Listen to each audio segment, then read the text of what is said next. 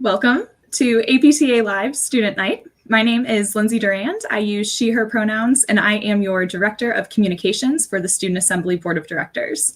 Tonight's topic is on online learning and hybrid education, and we are joined by Dr. Tanya Olson, a doctor of physical therapy, board certified in orthopedic physical therapy, and also certified in manual therapy. So we are excited to have her here tonight. I will give Dr. Olson a chance to introduce herself in a second, but for all of our guests joining us, we would love to hear a little bit about you. So go ahead and take a second to introduce yourself in the comments.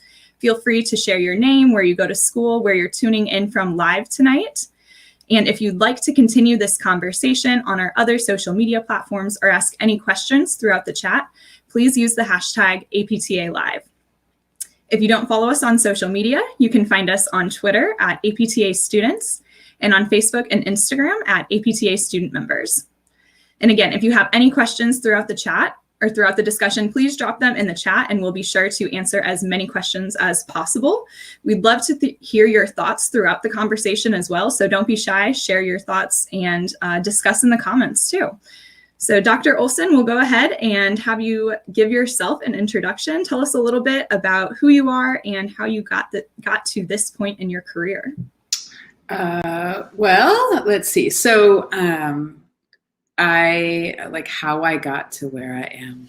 So I actually started off as a PT assistant back in Minnesota in the 90s and went on to get my undergrad in biology, and my PT degree, a master's level, was the entry level at the time at the Medical University of South Carolina.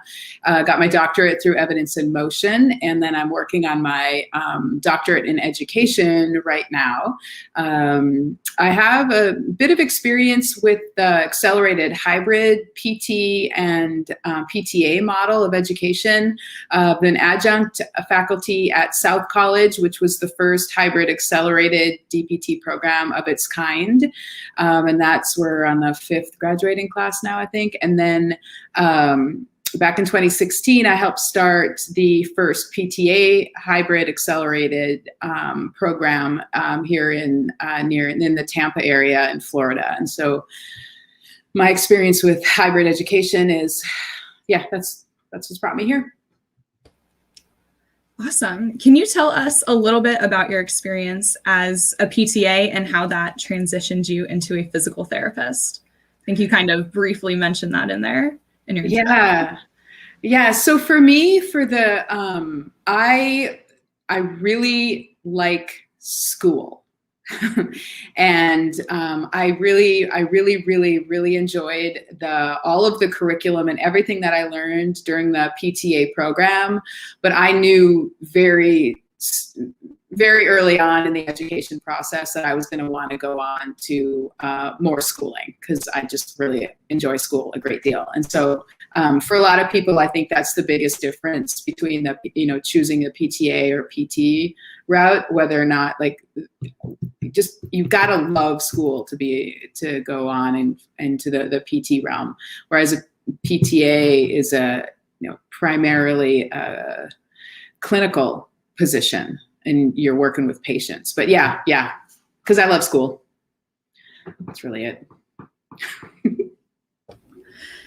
And so how long did you work as a PTA before you decided to make that transition to I did not work as a PTA for very long at all. I actually went and rode horses for a living for about 5 years before I went to undergrad. So I'm a non-traditional student. Yeah. Can you talk a little bit more about that? Because I feel like I've met a lot more students on what you would consider like the non-traditional route. Like they didn't just go straight from undergrad into DPT school or PTA school. So can you talk a little bit about your experiences as what you consider a non-traditional? Yeah. I tried. I didn't have financial or emotional support from my family, or I was just trying to figure out how to do it on my own. And so my original plan was to get my PTA degree and then have more of a career while I was working my way through through college, because I just had always my whole life I'd known that I was going to want to be in some sort of a graduate program. But then, as it turned out, it just back then we didn't have the hybrid learning opportunities, so you had to go to class during the day, and if you're working as a PTA, you need to work during the day. So my plan didn't quite work out, so I went and rode horses for a few years because I had a really nice horse and it just needed to be done. And then I ended up, when I was so I really didn't work as a PTA hardly at all. And so when you went through your process of going from PTA, you went to MSPT, so you got your master's in physical therapy first, is that correct? Yeah, that was the entry-level degree for PT at the time. And that was a traditional model in terms of education, like going to school every day. Yep, the 3 years at Medical University in Charleston.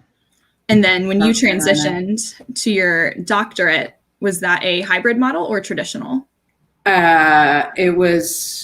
It was hybrid, yeah, because it was with evidence in motion. So the didactic was online, all the didactic or book learning was all online, and then the hands-on stuff was taught in weekend intensive courses.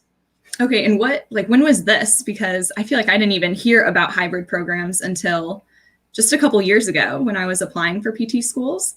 So this is like all seems seemingly new to me. Yeah, I did that too. 2013. I think I started it it was 2010-ish when I started. Yeah, so EIM is, they were early adopters of the hybrid immersive. Like the biggest thing that's different about like a lot of the EIM education programs, and that's where the hybrid accelerated program at South College, they're the ones who came up with the design. Is because they come from the military. And so immersive education was something that's kind of standard there. So like if you want to become proficient in a language, you do 8-hour days learning the language for 6 months, and then you become proficient in it. And so they kind of took that understanding of education for the PT education. So the Immersive Lab is our 8-hour days of learning the hands-on skills. I forgot the question, but I answered it.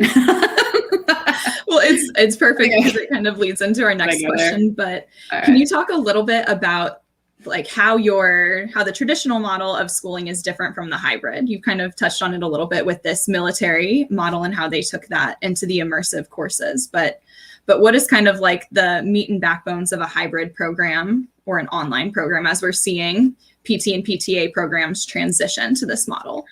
Yeah, so I mean, the traditional program probably doesn't require a lot of explanation. It's you go to class, the 3 days, 3 hours a week, whatever. You're in the classroom with the same professors, the same students, 5 days a week, et cetera. And all the learning is equally divided throughout the term, whether it's the semester or the quarter.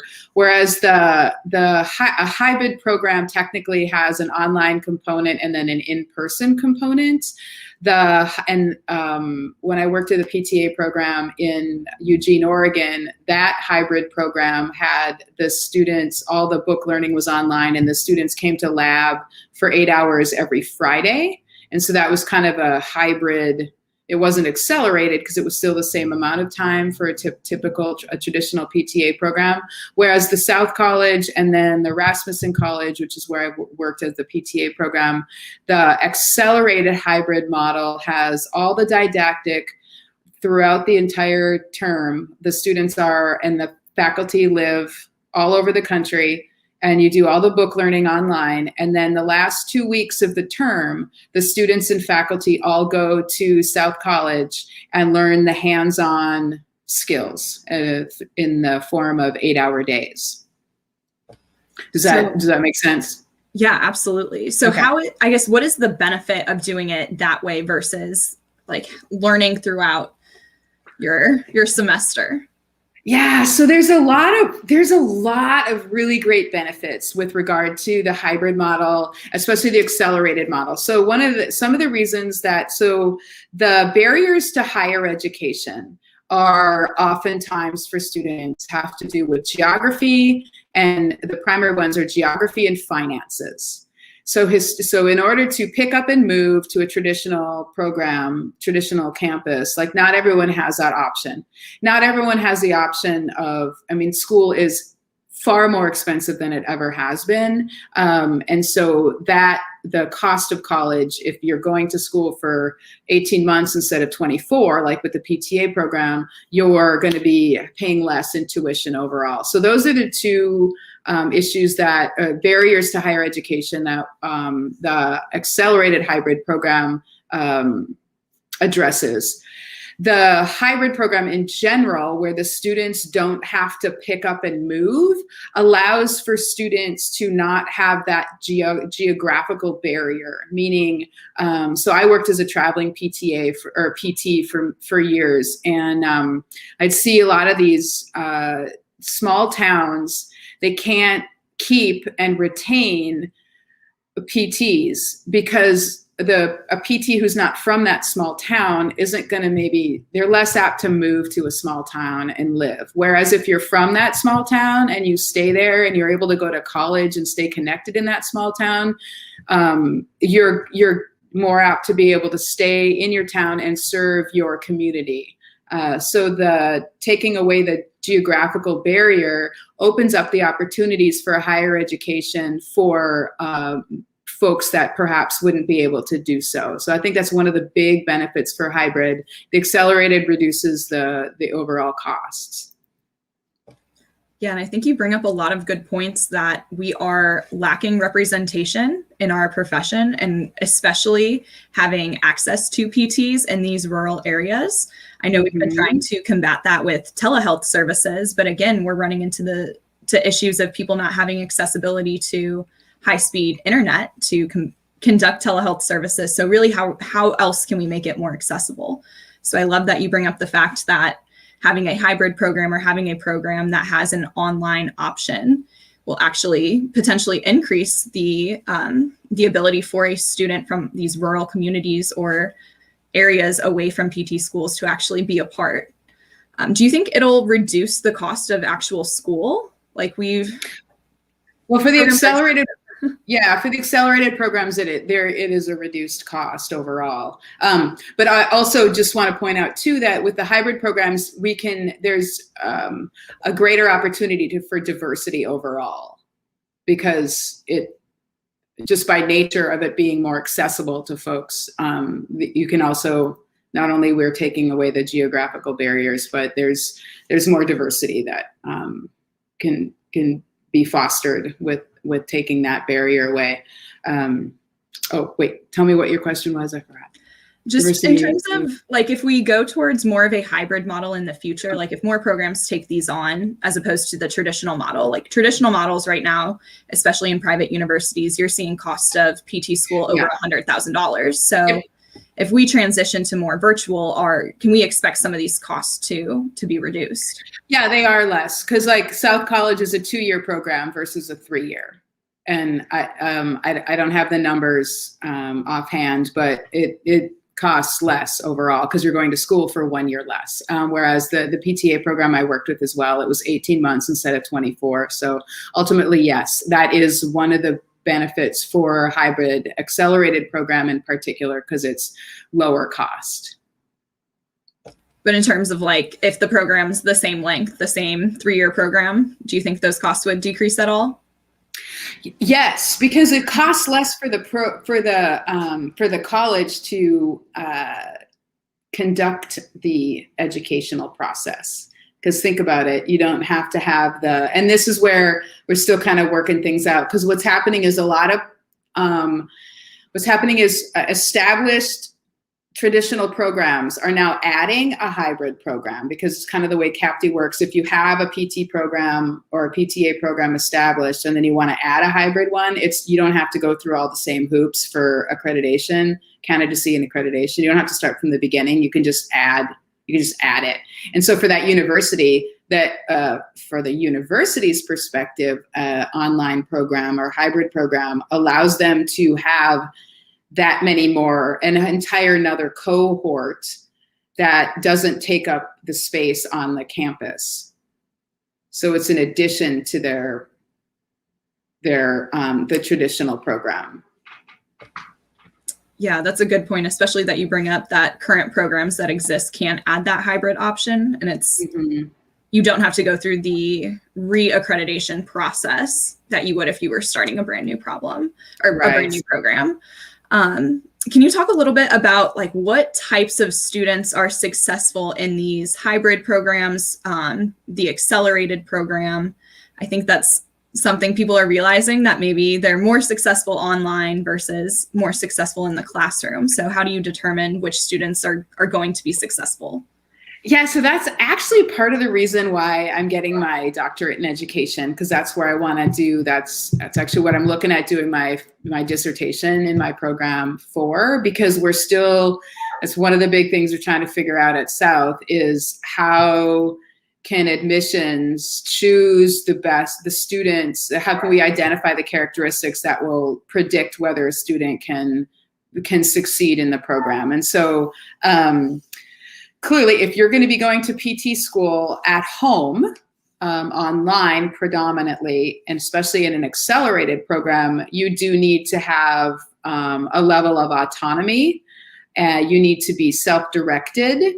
You need to have a fairly high level of grit in your personality, and you need to have some higher levels of emotional intelligence, and you need to have the want to. Because it's an accelerated program, a 2-year DPT versus a 3-year DPT is significantly more intense. And so students, that's the thing is some students will just think that, oh, it's online, so it'll be easier, when really it's significantly, it's harder in a lot of ways, but it's easier in some ways. I can't, we don't know specifically what those characteristics are, but the things that I just mentioned, you gotta have the want to, and you gotta have the drive to get it done. So for students who maybe entered a traditional program before COVID, and now they're in this like hybrid model unexpectedly, do you have any tips or recommendations for what these students can do to maximize their online learning? Well, hopefully their college has made an effort to use best practices for online education, and they're being nimble and reaching out and trying to deliver the educational content in a contemporary manner, rather than like, I know probably if a traditional program was just switching because nobody had any notice, so professors had no choice but to just take their lecture and just put it online. Hopefully folks have shifted and they've modified things to what a better online opportunity. But as far as from a student's perspective, I think the biggest thing you need to do, it's the same stuff that you do in the traditional programs. You need to create a community for yourself. You need to create a network of other students that you are interacting with on a daily basis, and you need to create your support system. Just because you're online doesn't mean that you can't interact in a meaningful, substantive manner. And so you have to create that. And, back in the day when I was in traditional programs, you're meeting in the library together. You have your study groups. You've got the people that you reach out to. I've got the people that I teach the stuff to, and then I've got the people that teach me the stuff that I'm weaker on. And you have to actively make that happen. And those are the skills that you also use in the clinic.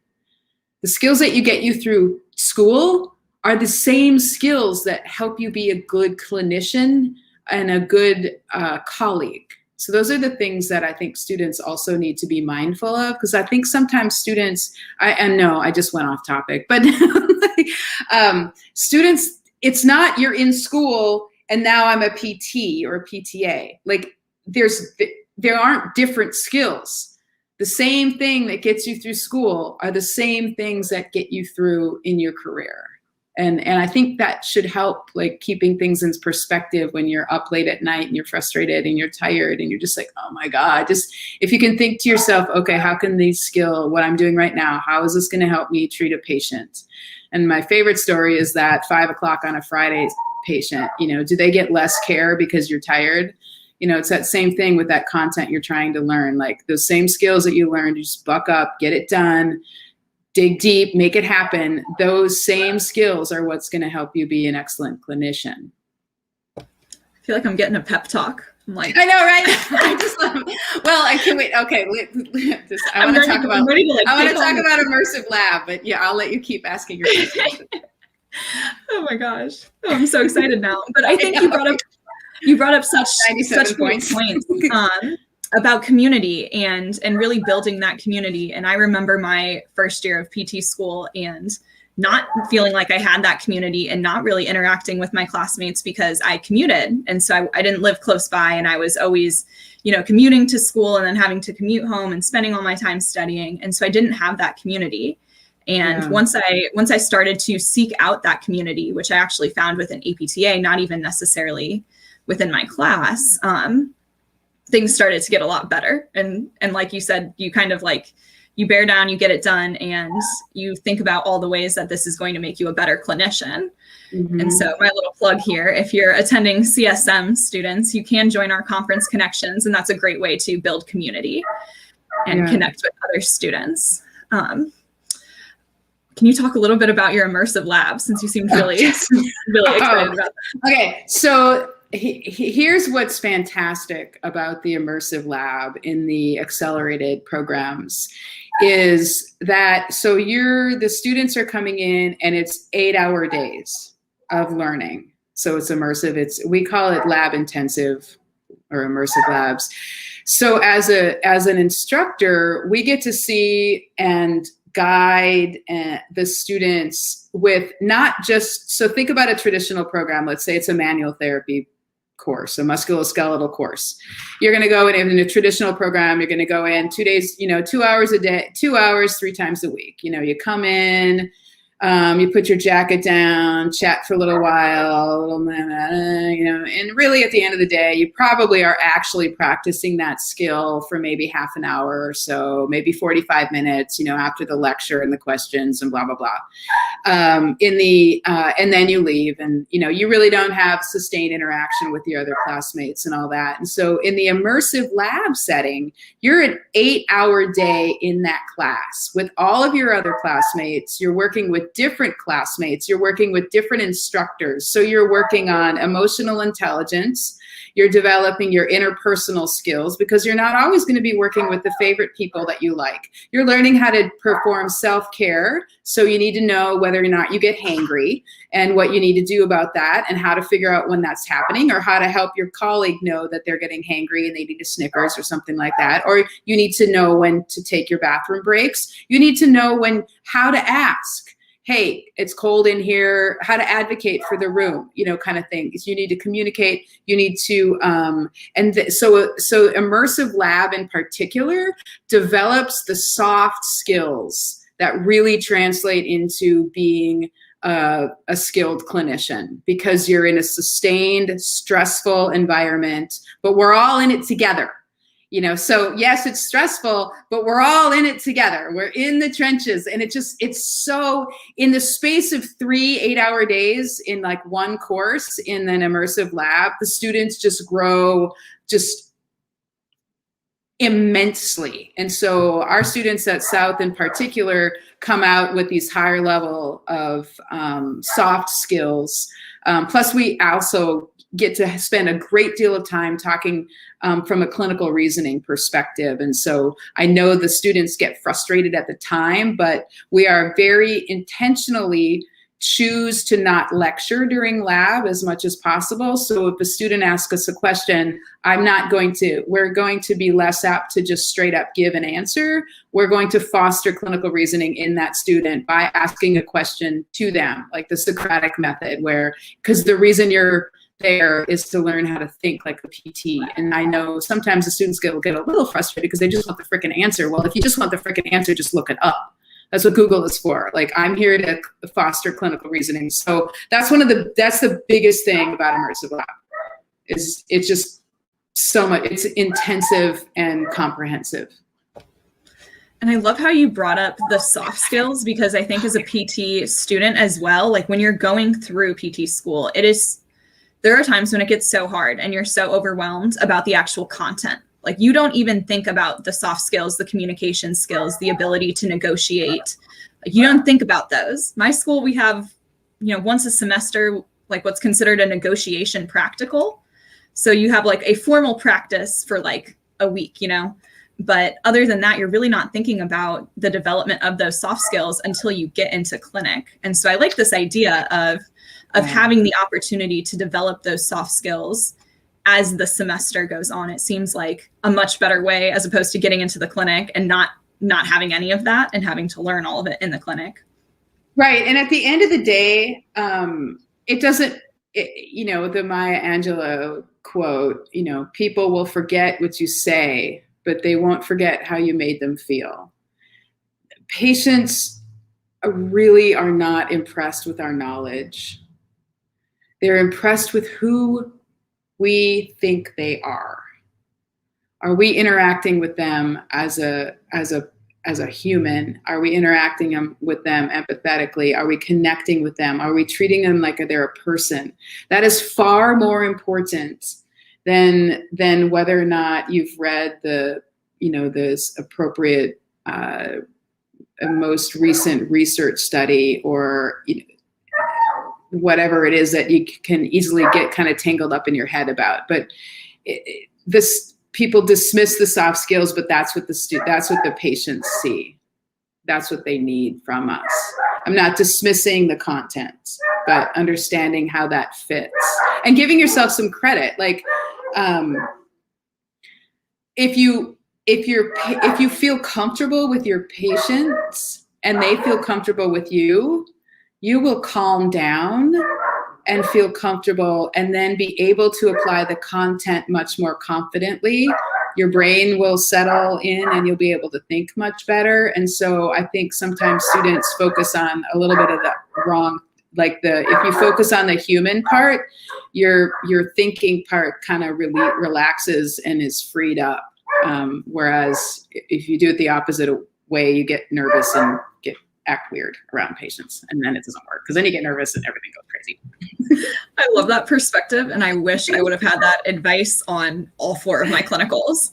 Yes, the art and science of PT. That's right, Chase. The human side of it, and I think educators, we need to do a better job. And so I will challenge you, students, to ask your instructors, if you don't know, if something that is being taught to you or presented to you, content, if it doesn't make sense to you why that's being presented, or you're frustrated by it, just ask, can you tell me how, and don't be, a jerk about it, but just, can you tell me how this content is salient to my becoming a PT?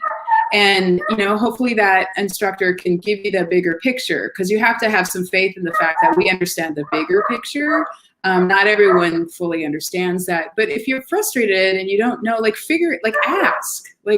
Can you, why am I taking algebra when I'm never going to use it? You just ask. Don't just grumble behind your back and miss out on a learning opportunity, because that professor might have a different perspective on that content, or your classmates might have a different perspective. We all have different things that we're more passionate about or that just resonate with us. And so I think as a PT, or as a student in particular, PT or PTA, and in the clinic as a PT or a PTA, the biggest skill that you can that is beneficial to foster is curiosity.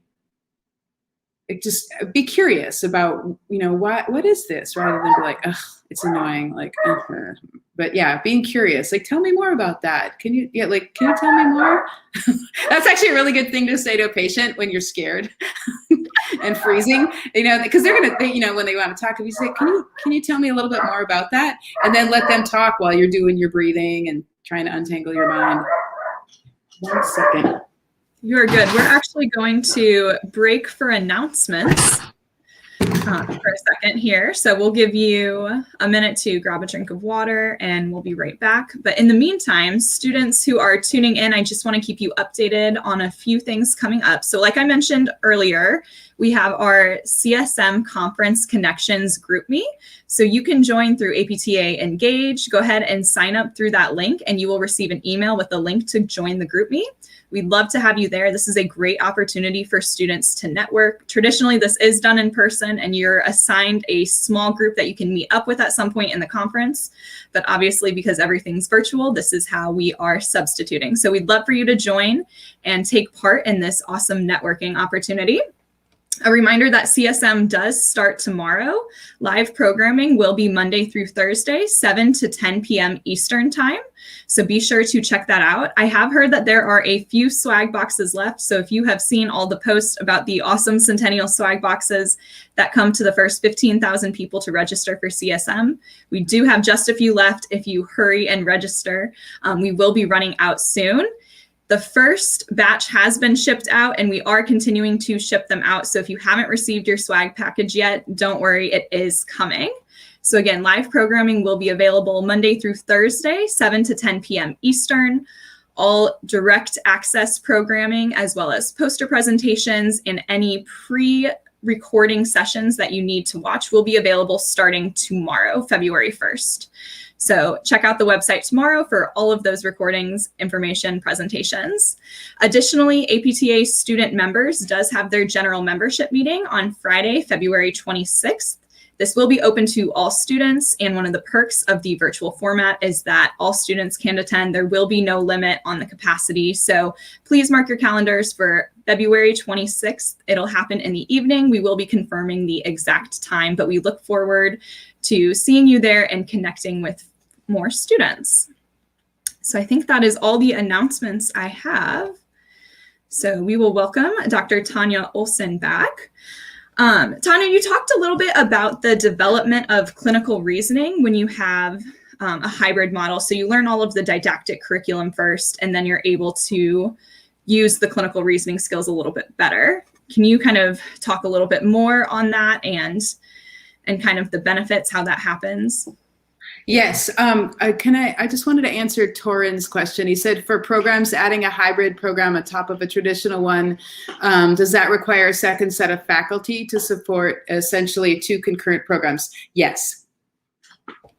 Yes, you need to have separate. Yeah, for another cohort, you need a separate set of faculty. Okay, so as far as the clinical reasoning in the hybrid program, so what's really great about hybrid in the online environment, and hopefully for those of you who've had to switch over to hybrid learning in your traditional programs, that your instructors have been able to foster some of this in the online environment. Because the content delivery that's effective in the hybrid environment has asynchronous sessions and synchronous sessions. There's multiple ways that the content is being delivered to the students. And so an asynchronous session is a recorded lecture that the students watch on their own time when it's convenient for them. A synchronous session is a live lecture, but a better term for it would be a live learning session. And so what's really great, and what South has done from the beginning, is to make sure that those synchronous sessions, the live learning sessions, are not just a lecture. So included in the that hour-long learning session, we have quizzes for students, for the faculty to not only get an idea where the student's knowledge level is, but for the students to understand where their knowledge level is. So like a little pop-up, like, multiple choice question or something like that. So the faculty can kind of gauge where the students are at as far as the content, so you can kind of shift accordingly. And then case studies. So we really try to make sure that the content includes working through something from a case study perspective. Students are called on randomly, which we call a hot seat. And I am actually a huge fan of the hot seat, because that's one of the things that happens in Immersive Lab especially, but also in the synchronous sessions, is the students need to become familiar with being uncomfortable in front of people. And I'll encourage all of you students you need to embrace the suck. which is another way I say, you have to step forward into that, because think about what your ultimate goal is in your PT school. Your ultimate goal is to get into the clinic, stand in front of a patient and maybe their family member and your clinical instructor, and not freeze. You cannot have an attack of the nerves so bad that you can't. So you need to have, the PT school should provide graded exposure in higher stakes environments. And that's a part of what practical exams do. We're not trying to torture you. We're trying to prepare you to be in a clinical setting. So students, I highly encourage you to always try to step forward into something that's a little scary for you, because those skills that you're learning in that moment will help you be able to achieve in the clinic. And so in the synchronous sessions, the students will be just called randomly. It'll be like, we've got this case study, blah, blah, blah. Hey, Billy, tell me what you think about this. And they've got to step forward on the call. And we do that in lab as well. We run around with the microphone and just hand it to you. And so that's one of the big benefits in the hybrid environment. And so then the students can also, what's also great is students can be interacting with each other in their own timing. So you don't have to be meeting, like back when I was in school, I had to meet in the library and you always had to get everyone together physically at the same time. But what's great about the online environment is I can be at 2 o'clock in the morning, and I might know that Lindsay tends to study at night. So I can be freaking out about something or need a question answered. I can ask you at 2 o'clock in the morning. Whereas Billy, he's more of a early morning studier kind of person. Like he'll be studying at 7 a.m. And so you can fire out a question and help get it answered in a more timely manner than you can in the traditional setting.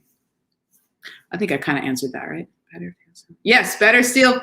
Yes, you need, and learning how to manage your nerves. It's critical. Like I can't tell you how many, the students that I see in the first class, the PT fundamentals, the ones who, there's always a couple of criers. And those are the ones who end up to be excellent clinicians because they care. Like, and I'm not saying the other ones don't, but because like in a way they actually have to go through, they have to go through a lot more to be able to be comfortable in front of people. And because of that, they have a higher level of grit. And people just know, like, patients don't, they want to help the students. So if a student's a little bit nervous, but yeah, you have to know how to manage your nerves. Don't be scared to call that doctor. And so that's one of the things when you're in school, think about how this skill right now is going to transfer laterally to me working in the clinic. But those are some of the favorite things that I had that I think in the hybrid education model, it's beneficial. Yeah. And I think when I first talked to Dr. Olson, this is for everyone watching, but when I first talked to Dr. Olson a couple weeks ago, she was telling me about all of the great components of a hybrid program. And for me, it was really reassuring to hear that my program was doing all of those things. We had asynchronous lectures. We had synchronous lectures with interaction components. We had group projects that you had to arrange. And it was just so reassuring to hear that what my program was doing, especially in response to COVID and how they had made the adjustment to online learning. It was nice to hear that they were doing things that were like backed by the research and good components of hybrid learning. So do you mind just kind of taking a second to review those things that make up the hybrid aspect, like in terms of the asynchronous lecture, synchronous? So the asynchronous is the pre-recorded lectures that the students are expected to have watched before they attend the synchronous session. And that's actually a component of the flipped classroom where the student has covered the content before you come to lecture. The asynchronous is the synchronous is the live learning session. And then there are also learning opportunities such as there are group projects that students are, so they're interacting with each other and working in groups. There's interactive discussion boards with the students and the faculty facilitating the discussions, as well as clinical reasoning. I mean, clinical reasoning should be being fostered throughout everything, but those are some of the main components of that the hybrid program.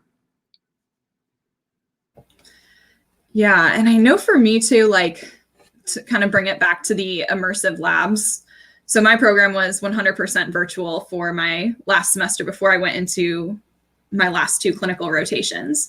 And so I had not had any lab practice for the material I learned March through June until now. Now we're going back and we're doing those labs that we had missed. And so we're making them up. And it's just so interesting to see how much more confident I am doing these labs now that I've had a little bit more experience. I have the clinical reasoning skills associated with the material. But for me, I feel like I've learned it so much better at this point that the labs are so much more comfortable, so much easier to do, and so much more enjoyable. Like I get so much more out of it because I've been able to learn the didactic material before, practice some of that clinical reasoning, and now I'm in the lab to review the hands-on skills. Right. So okay. So here's something too that, and this is like this may be a little bit of a difference between the students who are the hybrid or the other traditional, is that, okay, as a professional, you need to direct your own learning. So as you know, you're out of school, you've graduated. If you want to continue your learning and do like a journal club or go on to a residency or fellowship, like that's on you, that's your choice. And it's the same thing with maintaining your skills.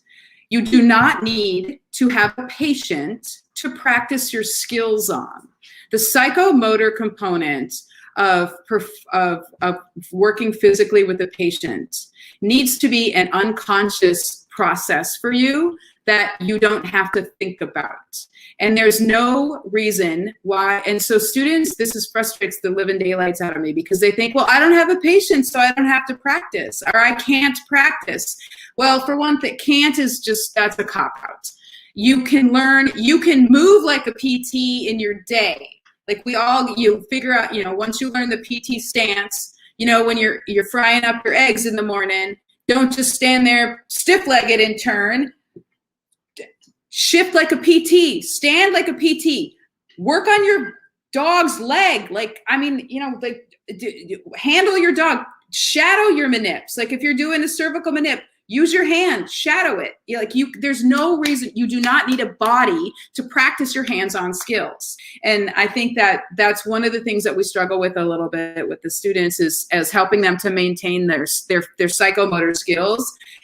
Because that has to be something that's unconscious. If you have to think about where your hands go, when your feet go, and where your body goes, when you're performing whatever it is that you're doing, then you don't have room for the clinical reasoning in your mind because your brain is thinking about all the little things that you shouldn't have to think about. You shouldn't be thinking about where your feet are if you're let's say if you're doing a goniometric measurement of the knee flexion. You shouldn't be thinking about how to hold the gonio, where to put your hands on that person. And there's no reason why you can't pretend to do that. Get a pool noodle, I don't know, a stuffed animal, use your cat, just do that. It doesn't have to be exactly the same, but practice the psychomotor skills between labs, between classes, along the way. If that makes any sense. I think that's one of the things, and that's a self-directed learning opportunity. So embrace the suck and the scary things, but also maintain your own skills. It's not my job. We will remind you that these skills are things that you need to maintain, but put maybe your skills checklist on your fridge and this is a trick. When I was in PTA school, I'd hand flashcards to my coworkers and they'd make me, recite whatever was on it. Put your skill check on the fridge. And then anytime somebody comes into your house or whatever, have them just pick a skill on that list. And then you real quick practice it. Because how long do you think it takes to do a knee? 10 minutes, half an hour? No, it takes you 30 seconds. You have time to do that. Okay, rant over. Again, that was all of it was super skills. Figure it out, people. Because it's that, we call it the shadow manips. You're standing there. I'm gonna move like a PT. This is how a PT moves. I'm not gonna just turn and then the pan. Learn how to move like a PT. I'm gonna do my manip. I'm practice that. It has to be second nature. So anyhow. I love that because I was don't tell me you didn't have time to practice. You didn't have a patient. Right. When everyone I practiced blood pressure with him. My Your dog. dog. That's Yeah, because he's a big dog, and his actually holding his elbow is the same. Figuring out how to manage his elbow. The same. I don't put the cuff on, but doing the managing the elbow. You know, I have to hold. And like pump it You up. have to hold the elbow, and then you flip it, and you have to find the artery. You know, and so you have to be able to hold and move and handle that in a comfortable way. And the dog will be the first one to tell you that it's not comfortable, you know. And so if you can't hold your dog's leg and manage it, then can you really hold a human's? So get creative. Learn it. The psychomotor stuff. Yeah. Yeah. Kevin. Figure it out. Great. Because when everything went into motor repetition is key. Like Kevin says, I'm hyped and motivated now after that. That's the true mental repetition.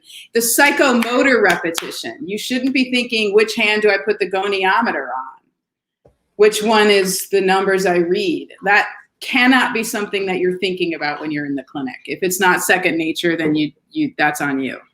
Right. And I think you bring up such a good point that like those are skills that you can practice. I mean, I remember being alone for the first part of quarantine, and here I am trying to like tape my own ankle because we've got a home tape lab, and like I'm trying to like do manipulation, like mobilizations on myself, or like act it out using stuffed dolls because that's all I had. It was just me, you know. So and that's how it is in the clinic. If you want to and that's how the skills you have as a student are the skills you're going to carry out into you being a profession. If you're a passive student and everybody has to tell you what to do and when to do it and how to do it and why to do it, then you're going to be that kind of a clinician. If you're a student like yourself who's figuring it out, you're an active learner, you're a self-directed learner, you done well in a hybrid program like you. I mean, that's what you've been surviving in.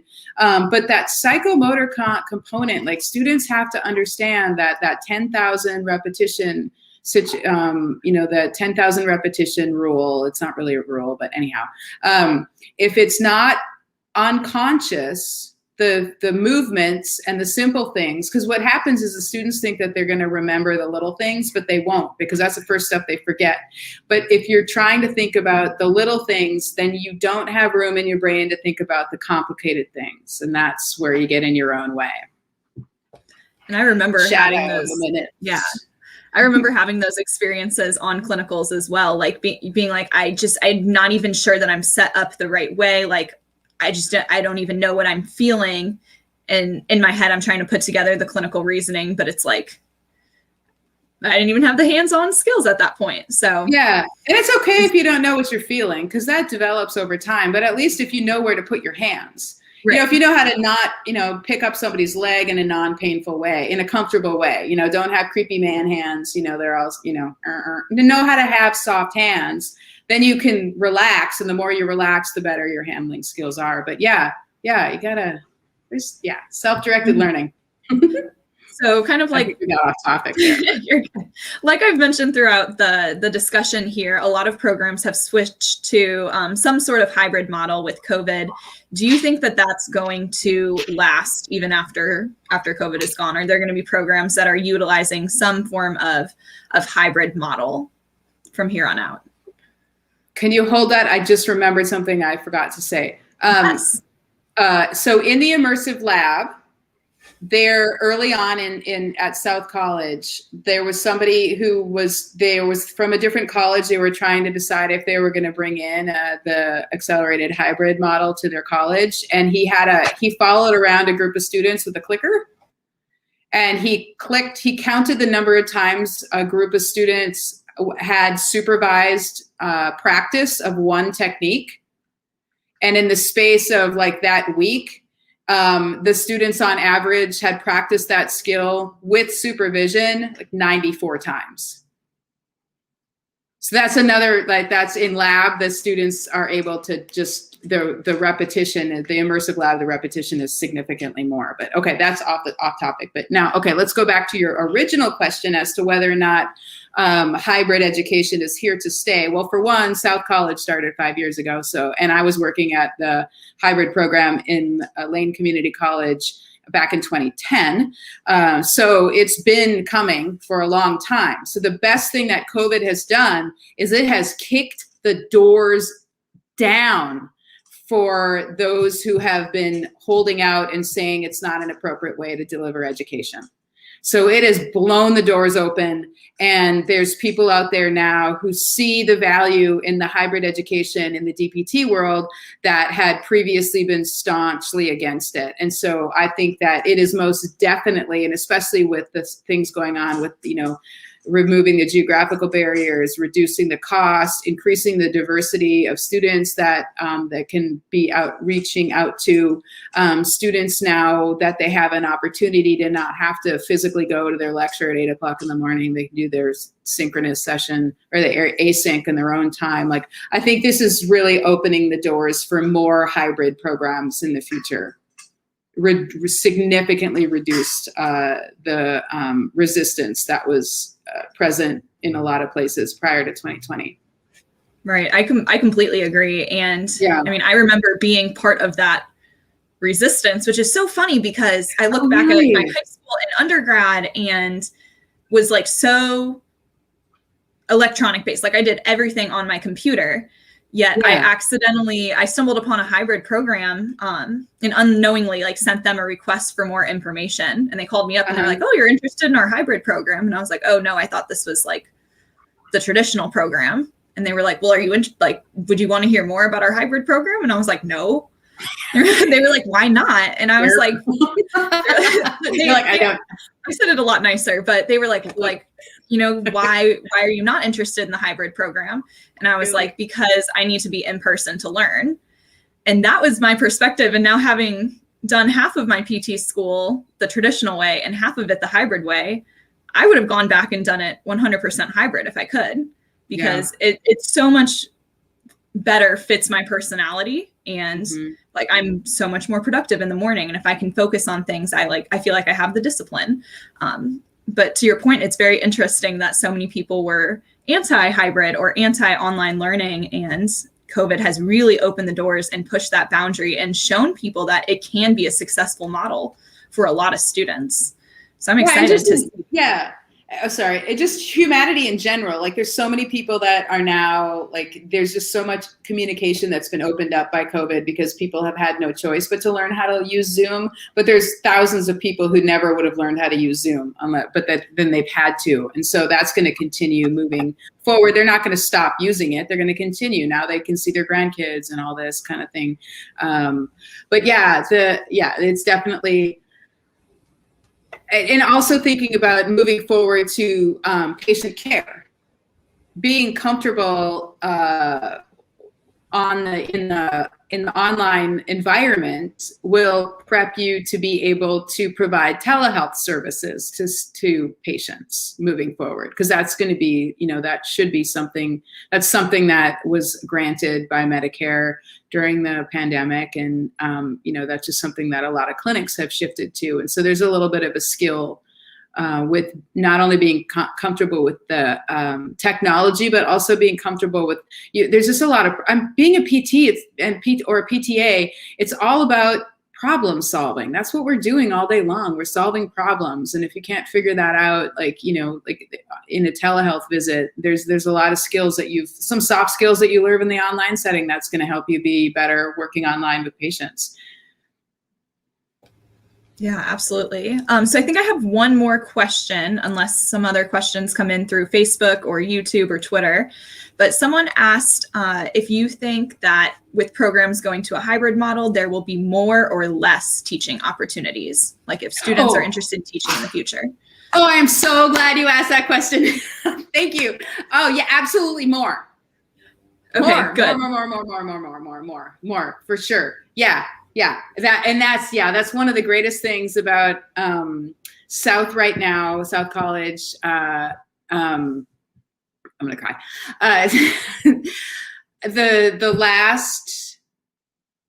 This last term and this current term, I have been adjuncting with students who graduated from the program. Students who I was there during their first practical. in PT school.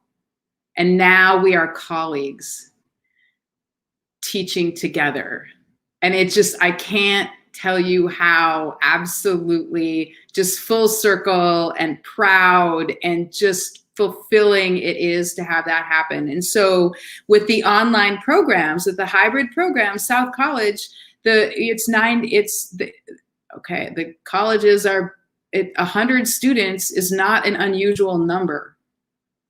So if you're going to need a lot of adjunct faculty to support during the Immersive Lab in particular, if it's the accelerated hybrid, if you have the Immersive Lab or the Intensive Lab for that hybrid program. So there's significantly more opportunities because the cohorts are larger, because you can handle a larger cohort. Does that make sense? Yeah, that absolutely makes sense. And I feel like that's also an EDD. Reassuring to hear for students who are interested in getting and being involved in teaching or getting more involved in kind of the non-clinical routes. There's a lot there's a lot of opportunity for students, and especially students who are comfortable in the online environment. All right. Well, we are coming up on the hour mark here, so we'll go ahead and start to wrap it up. But Tanya, do you have any final last words, parting words of wisdom for people who are tuning in either live or on the replay of this?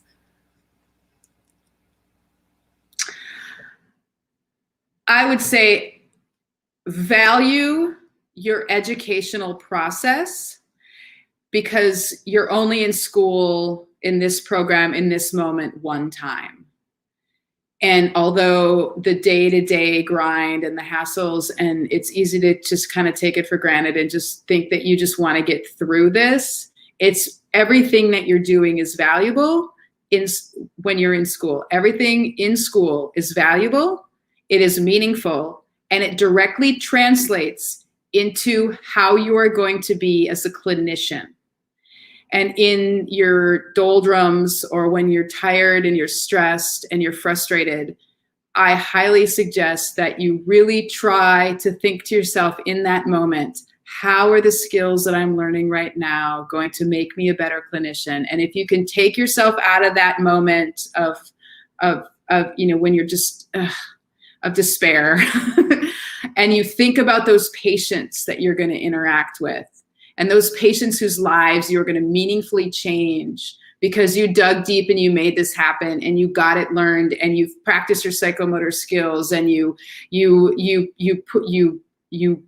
displayed grit and you encourage your classmate or whatever it is, whatever hard thing you're doing in school, I guarantee you those skills are going to help you make a difference in a person's life when you're a clinician. I really Best profession ever, PT/PTA. I'm telling you, it really is. It's fantastic.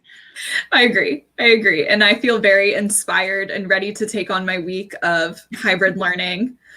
I'm ready to go, even the rest of the semester. Me too. I've got homework due tomorrow. Same. I'll be back to it in just a couple minutes. Yeah. But thank you so much again for joining us. This has been a great discussion. Hopefully people got some good tips, some good insight, some things to think about as we continue with hybrid and online learning. Again, reminders that CSM does start tomorrow. Live programming begins in the afternoon, specifically from 7 to 10, Monday through Thursday. You will be able to catch live sessions all throughout the month of February. Be sure to join our CSM Conference Connections GroupMe if you are a student and you're interested in networking and meeting other students from across the country. And again, our general membership meeting is on February 26th, and we look forward to meeting you and interacting with you. Thanks again for joining us on APTA Live Student Night. My name is Lindsay Durand, and I'll see you later.